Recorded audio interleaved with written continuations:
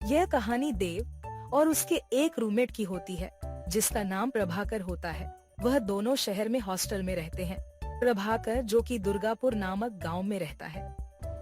प्रभाकर भाई, होली का त्योहार आने वाला है, तो तुम इस बार अपने गांव दुर्गापुर होली में जा रहे हो ना?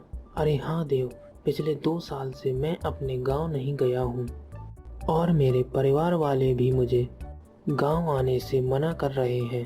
पर मैं इस बार बिना किसी को बताए गांव में अपने घर पहुंच जाऊंगा ताकि मैं अपने परिवार वालों को सरप्राइज कर सकूं। और हाँ, साथ ही साथ मैं होली का त्योहार भी मना लूंगा। पर भाई देव, तुम इस बार होली के लिए कहाँ जा रहे हो? लेकिन देव ने प्रभाकर को कभी भी नहीं बताया होता है कि वह बचपन से अनाथ होता है और उसका इस दुनिया में कोई भी नहीं होता। देव थोड़ा उदास हो जाता है। हाँ, शायद इस बार मैं कहीं नहीं जाऊंगा, बस हॉस्टल में रहकर आने वाली परीक्षा की तैयारी करूंगा। प्रभाकर देव की ऐसी बात सुनकर थोड़ा सोचता है। देव, क्यों न तुम मेरे साथ मेरे गांव दुर्गापुर चलो। तुम यहाँ हॉस्टल में अकेले क्या करोगे? इस बहाने तुम मेरे परिवार वालों से भी मिल सकोगे और हम दोनों मिलकर एक साथ होली का त्योहार भी मनाएंगे।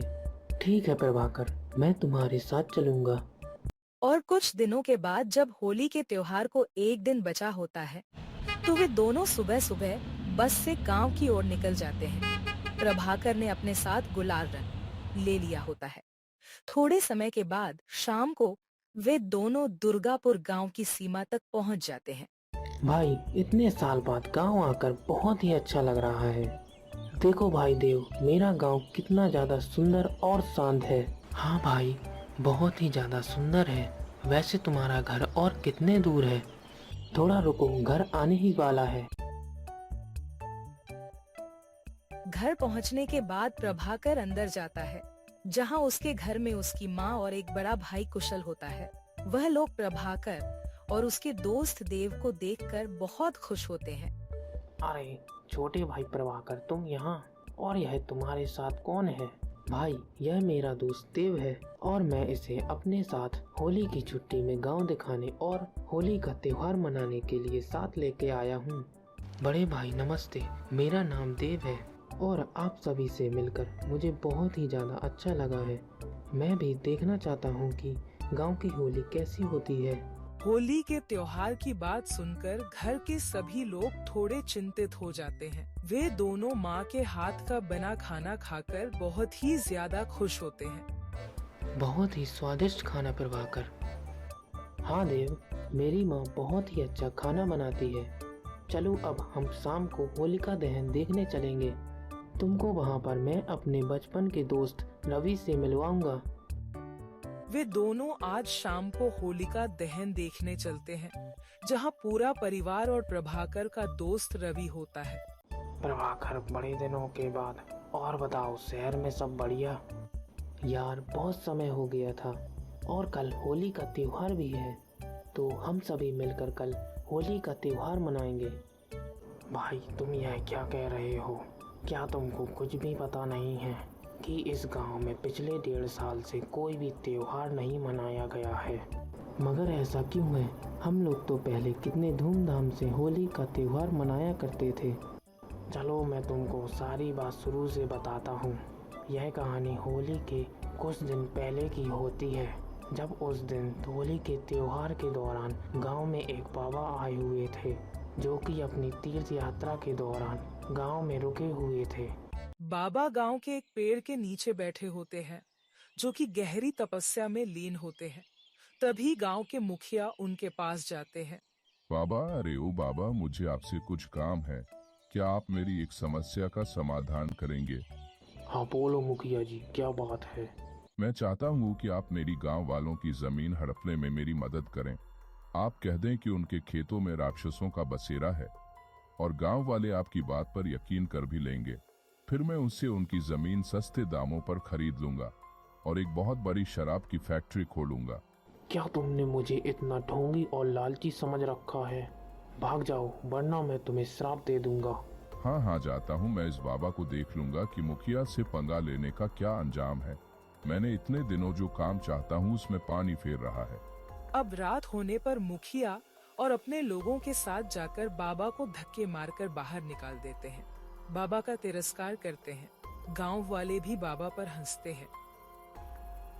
मैं तुम सभी गांव वालों और मुखिया को श्राप देता हूँ कि अब से तुम सभी साल का कोई भी त्योहार नहीं मना पाओगे। जैसे कि तुम लोगों ने मेरा अपमान किया है, वैसे ही तुम सभी गांव वाले का भी खुश भी नहीं रहोगे। ये सब कह बाबा वहां से चला जाता है। और अगले दिन होली में जब सभी होली खेल रहे होते हैं, तभी गांव में राक्षसों और उसके कंकालों का हमला हो जाता है। पूरा गांव घबरा जाता है। तब एक राक्षस आकार मुखिया एक हाथ मारता है और मुखिया दूर जाकर गिरता है और वह अपाहिज हो जाता है। तभी से इस गांव में कोई भी त्योहार नहीं मनाता है। इस बात को सुन दोनों हंसने लगते हैं। रवि भाई, क्या डरावनी कहानी बताई है, मजा ही आ गया है। चलो अब होली के दिन मिलते हैं। वह दोनों घर चले जाते हैं और अब अगली सुबह दोनों दोस्त गांव में रंग लेकर निकल जाते हैं और आते जाते लोगों को रंग लगाने लगते हैं। वह रवि को भी रंग लगा देते हैं। इस बात से रवि घबरा जाता है। तुरंत जाकर मुंह धोने लगता है। भाई, यह तुम क्या कर रहे हो और तुमको किसने होली खेलने दी? अब वहाँ पर कुशल भी आ जाता है। क्या तुम पागल हो गए हो? क्या कर रहे हो? मैंने भी तुम दोनों को होली खेलने से मना किया था ना। और यह रंग तुमको कहाँ से मिला? जल्दी जाओ और इसे अच्छे से साफ करो। आप भी ना भैया, कैसा मजाक कर रहे हैं? ऐसा कुछ भी नहीं होगा, आप शांत हो जाएं। हाँ, प्रभाकर बिल्कुल सही कह रहा है। कुशल के गुस्सा करने पर वह जैसे ही वह दोनों मुंह धोने जाते हैं, हा हा हा, कौन है जिसने त्योहार मनाने की जरूरत की है? मैं उसे आज जिंदा नहीं छोड़ूंगा। आ जाओ मेरे पास। गांव के लोग राक्षस और उसकी सेना कंकाल को आता देख भाग खड़े होते हैं। देव और प्रभाकर राक्षसों को देख भौचक्का हो जाते हैं। जाओ जाओ, जल्दी जाओ और अपना रंग साफ करो, वरना यह तुम दोनों को नहीं छोड़ेगा। मैं आज इन लोगों को नहीं छोड़ूंगा। जाओ मेरे सैनिक, इनमें से किसी को मेरे पास पकड़ कर लाओ ताकि मैं उसे जंगल में अपने राज्य ले जा सकूं। कि अगली बार से कोई भी त्योहारों को नहीं मनाएगा और इन गांव वालों को बहुत ही अच्छा सबक मिलेगा। चलो जाओ यहाँ से। राक्षस की बात सुन कंकाल तुरंत देव और प्रभाकर के पास जाते हैं और प्रभाकर को पकड़ लेते हैं। उसे अपने साथ जंगल ले जाने लगते हैं। बचाओ, मुझे बचाओ भाई, बचाओ। चुप हो जा, वरना मैं तुझे अभी ही खा जाऊंगा। देव या कुशल तुरंत राक्षस के पीछे जाते हैं। कंकाल उनके सिर पर मार बेहोश कर देते हैं और जब उन दोनों को होश आता है तो वे अपने आप को घर में पाते हैं। माँ, मुझे माफ कर दो। मेरे रहते वह राक्षस प्रभाकर को उठाकर ले गया है। काश मैंने उसे तुरंत ही शहर वापस भेज दिया होता। आप माफी ना मांगे। मुझे लगता है कि प्रभाकर अभी भी जिंदा है, क्योंकि मैंने उन राक्षसों को जिंदा खाते या किसी को मारते नहीं देखा है। और वह प्रभाकर को न जाने क्यों अपने साथ ले गए हैं और मैं उसे बचाने के लिए जंगल में उनके पीछे जा रहा हूँ। और मैं अपने दोस्त प्रभाकर को किसी भी कीमत पर उनसे वापस छुड़ा कर लेके आऊँगा। शायद तुम सही कह रहे हो, तो मैं तुम्हारे साथ चलूँगा। लेकिन जैसे ही उठकर खड़ा होता है कि उसे चक्कर आ जाते हैं, जिससे वह तुरंत ही गिर जाता है और बेहोश हो जाता है। तब देव रवि के पास जाता है। रवि, तुम इस गांव के रहने वाले हो, क्या तुम मेरे साथ इस जंगल में चलोगे? क्योंकि मैं प्रभाकर को जंगल में उन राक्षसों से बचाने जा रहा हूँ। अरे भाई, बिल्कुल नहीं, क्योंकि मैंने तुम दोनों को पहले ही इस बारे में आगाह किया था, मगर तुम लोगों ने मेरी कोई भी बात नहीं मानी। वैसे भी मुझे बहुत डर लग रहा है, तो तुम मुझे माफ़ कर दो भाई। मैं तुम्हारी इसमें कोई भी मदद नहीं कर सकता हूँ। देव अब खुद में तय कर लेता है कि वह अकेले ही जंगल में जाएगा। वह अब जंगल की ओर निकल जाता है। जंगल में उन राक्षसों के पैरों के निशानों का पीछा करने लगता है, जो कि और गहरे जंगल में जा रहे होते हैं। मैं शायद इन निशानों का पीछा कर उन राक्षसों के क्षेत्र तक पहुंच सकता हूं।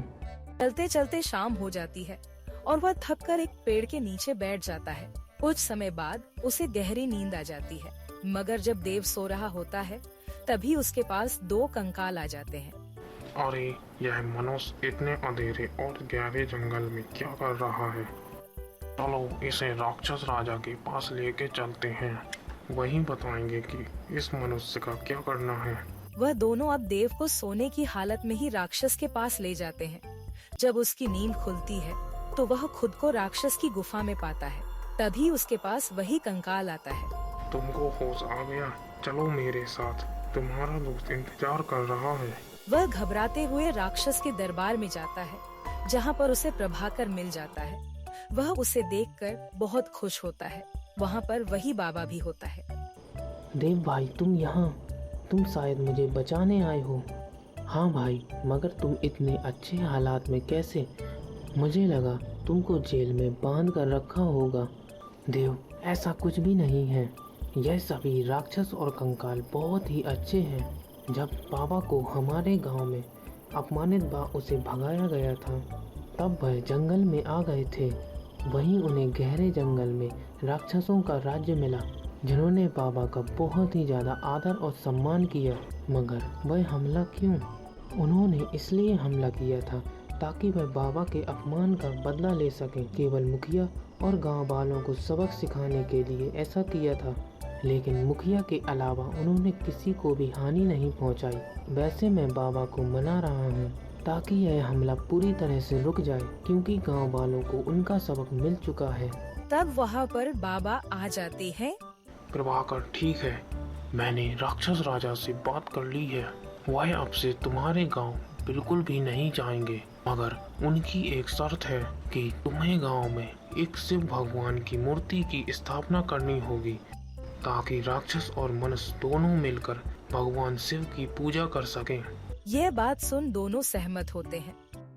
अब दूसरे दिन ही गांव में शिव मूर्ति की स्थापना होती है और कहानी ऐसी के साथ समाप्त हो जाती है।